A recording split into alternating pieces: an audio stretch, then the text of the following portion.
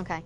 What I want to show you now is some things that you as a coach or parent can look at the pitcher and tell them what they're doing wrong. If they can't feel it or know how to fix it, that you'll be able to do it as an observer. Now one of the biggest problems is throwing high or throwing too low, and there's several reasons for that. Of course, one of the reasons is the wrist snap, because we've talked about you have to hit your hip and release the ball. So if they're not releasing at their hip, it's going to be high or low or to the left or to the right. But how to fix that, if it's going high, if you have turned and thrown the ball, do your motion and don't actually throw it.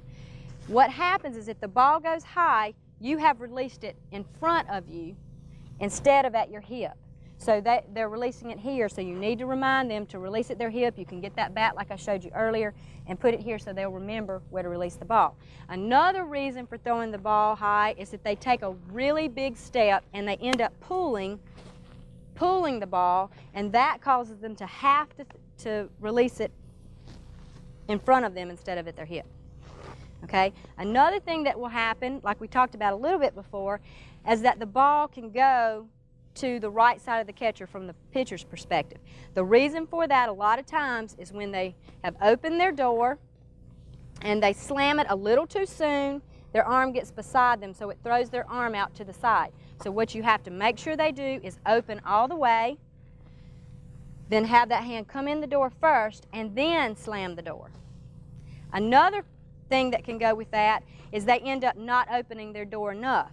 When they come through, they open this way, and they've never opened their door, so their hips are still in the way, like this. So you want to make sure that the catcher can't see any dots when they make the full motion. Okay, your hand's out, Jen.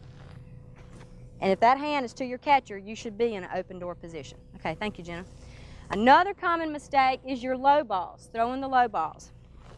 Now what has happened here, two major things. You've either done your full motion and let the ball go behind you, so you're here, and you let it go here.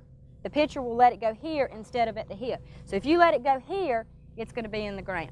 Okay, so that, again, you can put the bat there, let them come through and hit that hand on the bat so they can remember where to release the ball, or remind them to brush their hip and release it. And this is where they're going to brush. Right here on this part of the elbow is where they're actually going to brush. Not the wrist, but the elbow part right here.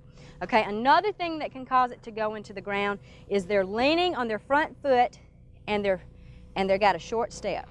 Okay, so they're lean, that it will cause a low ball to go into the ground.